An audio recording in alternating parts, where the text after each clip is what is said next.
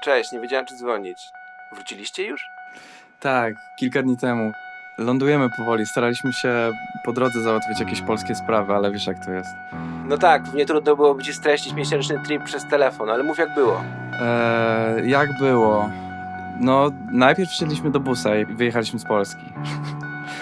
No tak, No i pojechaliśmy na tą Białoruś i wiesz, 30 lat w Polsce bez odwiedzania kraju obok, gdzie języki są podobne i tak naprawdę ty rozumiesz wszystko i oni rozumieją wszystko i my przestraszeni, że nas Łukaszenko do więzienia zaraz wyśle, a tu po 5 minutach w Mińsku wpadamy na genialną ekipę i każdy z jakąś zajebistą historią i po chwili wbiegamy po całym mieście. ale to wy ich jakoś znaliście?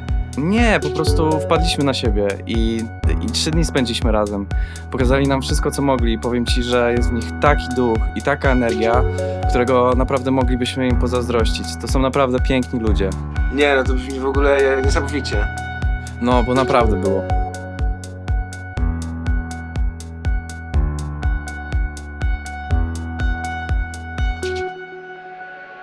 Stamtąd pojechaliśmy do Kijowa, gdzie jakimś cudem udało nam się dostać papiery na wjazd do zony i przydzielili nam takiego przewodnika, pana Juriego, i on zaproponował, żebyśmy zrobili sobie taką rozbudowaną wersję wycieczki. I w ogóle niesamowite jest to, że masz tam 2 dni i tak naprawdę biegasz od jednego miejsca w drugie, bo czas i szybko. I nagle okazuje się, że pamiętasz wszystko jak przez mgłę, jakby ci się dosłownie to przyśniło. Za dużo wrażeń naraz, wiesz, ciężko to w sumie opowiedzieć.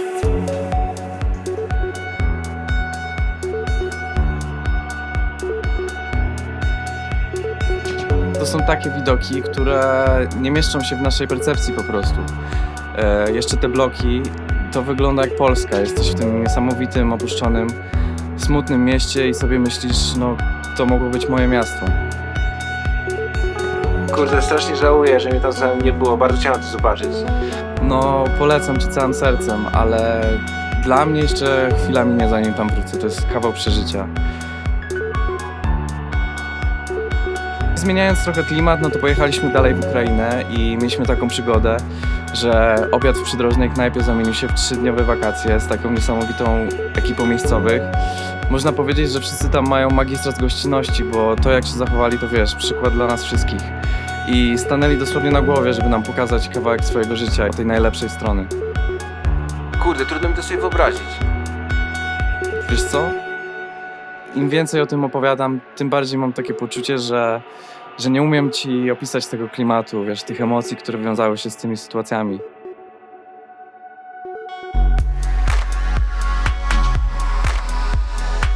Wiesz, trudno opisać uczucie, gdzie ktoś nieznajomy rezygnuje z swoich planów na 3 dni i oferuje ci cały swój czas, poznaje cię z rodziną i z przyjaciółmi i robi ci się przykro na chwilę, że jesteś z nimi jak bracia, a mimo wszystko w takiej większej skali nie do końca się nadal rozumiemy.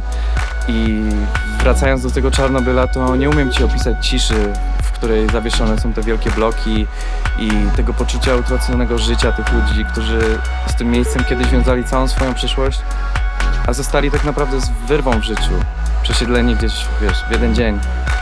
To samo z tą Białorusią, czy tym zajazdem, co byliśmy.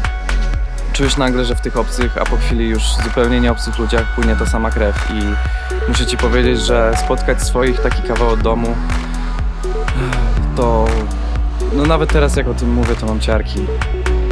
I jedziesz tymi dziurawymi drogami 40 na godzinę i po drodze widzisz tych ludzi, którzy walczą z tym nierównym przeciwnikiem, jakim jest ich rzeczywistość.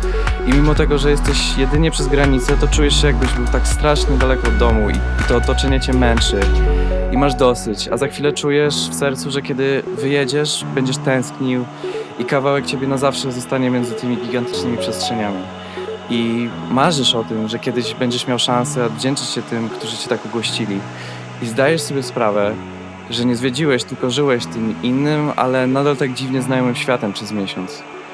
I jakoś tak to było.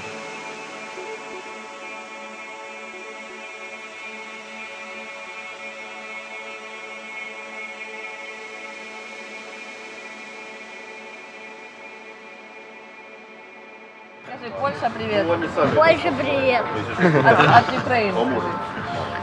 А я украинец. А я украинец, да? А, ну, хорошо.